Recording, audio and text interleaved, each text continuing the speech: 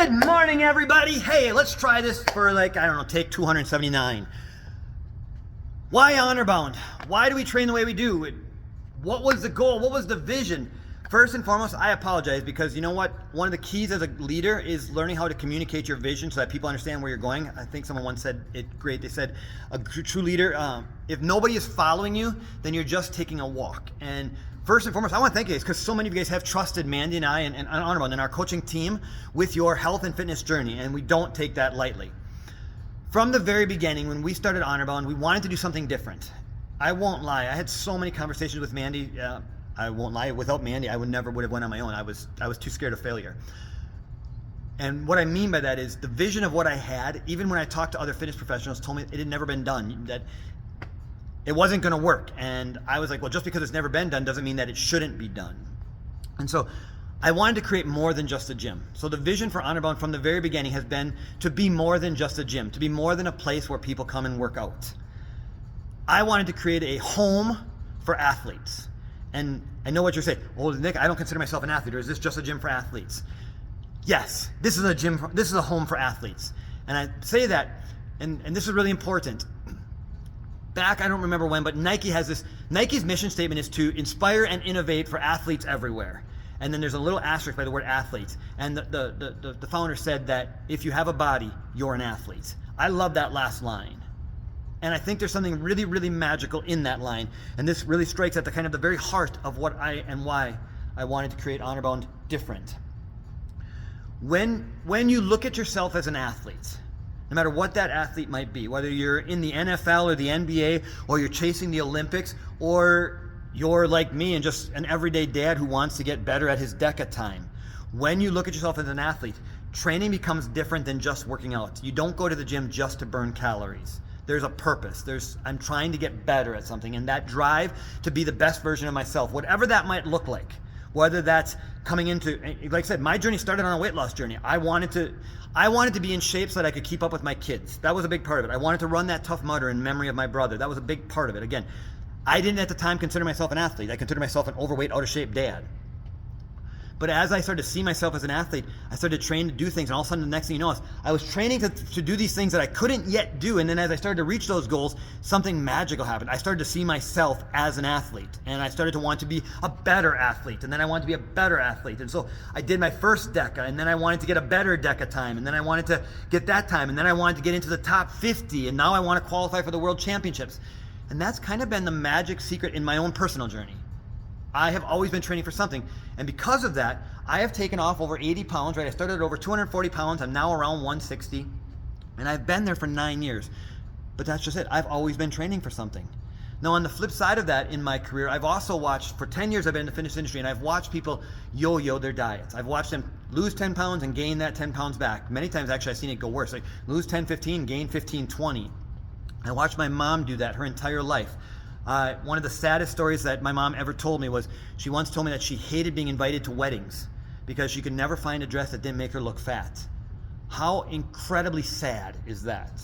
To not be able to celebrate this momentous, occasion because you're so uncomfortable in your own skin. And the ultimate outcome of that is my mom didn't even get to come to my wedding because she had already lost her battle with cancer. My mom passed away at 46 years old, right? Like this is the result of a lifetime of unhealthy choices and living with unhealthy levels of overweightness, right? Like my mom, my dad, both gone. My kids will graduate high school with no grandparents, without my grandparents there. My kids are, I'm gonna have a baby in a while. My parents won't be there to meet this little one.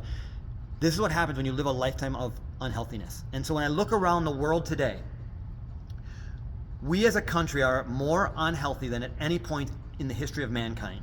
Our childhood obesity, all-time high. Overweight, all-time high. Morbid obesity, all-time high. Because of that, medication, all-time high. Depression, all-time high. We've got all these areas that we're, and the thing is, in light of that, on the opposite side, we have more technology, more science than ever before in the history of mankind, right? Literally, we have heart rate monitors on our watches now. We know how many steps we take. The Fitbit craze, the Pokemon Go. The world has done everything trying to get people to move, and we still have been unsuccessful at it because even at the rate that we are learning things and at the way technology is being invented, we're getting unhealthier. And so when I looked at that, and I look at my own family, I come from, like I said, a morbidly obese family. I've got siblings, I've got aunts, I've got uncles. When I look at that, how do we make a change? And when I look at gyms around the world, I'm like, well, we've got gyms everywhere, and what they're doing isn't working. And then when I was trying to talk to Manny about what we wanted to create and stuff, I literally had, professionals and fitness professionals telling me, like, Nick, what you're dreaming of, it's not possible. It's never been done. And I'm like, well, I think Tony Robbins once said, I dream of a world that does not yet exist. That's what I told Mandy. I said, let's create something different than anything that's ever been created before, at least that we're aware of. Like, let's create a family, a community where people can safely chase their goals, whatever those goals are. Losing weight, getting stronger, getting faster, but let's help them to start seeing themselves as athletes. Let's give them events to chase on the calendar. Something that as they're training for that event, they can lose the weight, because we've seen the whole just chasing a number on a scale. It does work for some people. Don't get me wrong. There's people that have been successful doing it that way. But can we give them something that they can do for the rest of their lives? Can they run or walk a 5K? Literally, can you go up for everybody should be able to go for a 3-mile walk. Like if you can't get a 3-mile walk in, there's a health issue there. Can we do that? Can we create that?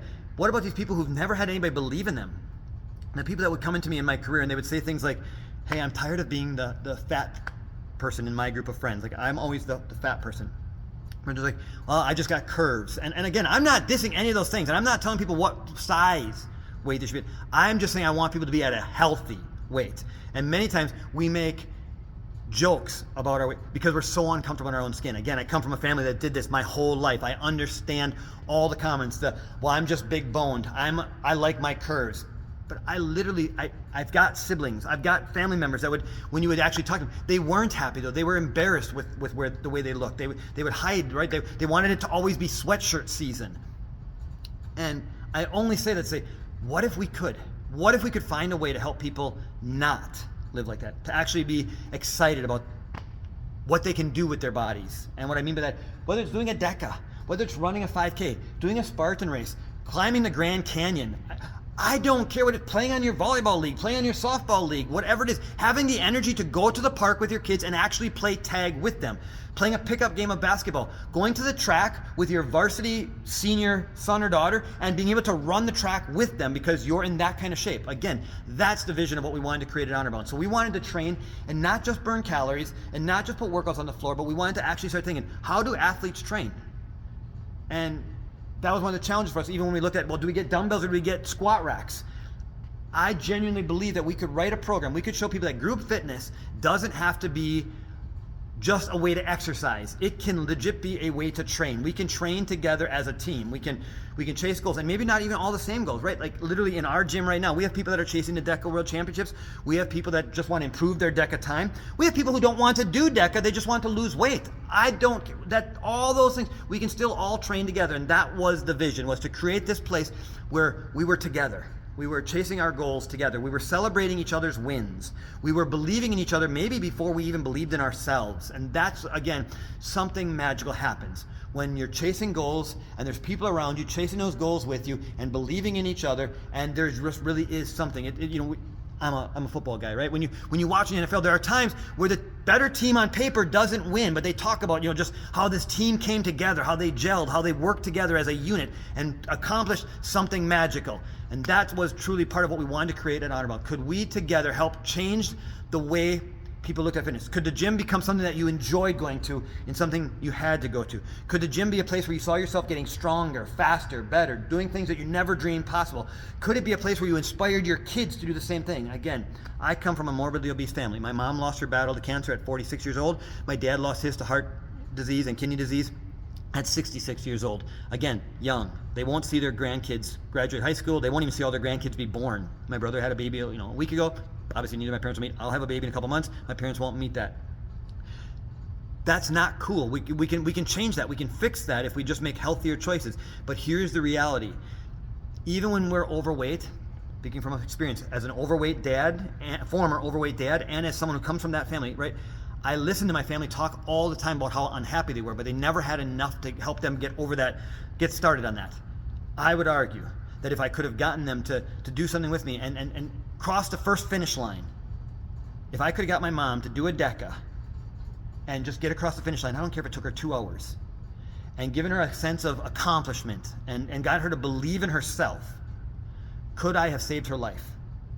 Is there a chance that my mom would still be here if someone would help my mom find a win and stop just worrying about the number on a scale and whether or not she did her Sweating to the Oldies video that day and go to bed at night hungry because she was so desperate to lose weight and by the grit of her teeth, not extra, until she finally would fall off the wagon and say, you know what, I blew it anyway, so now I might as well just blew it for the whole rest of the week. And I watched my mom do that over and over and over again.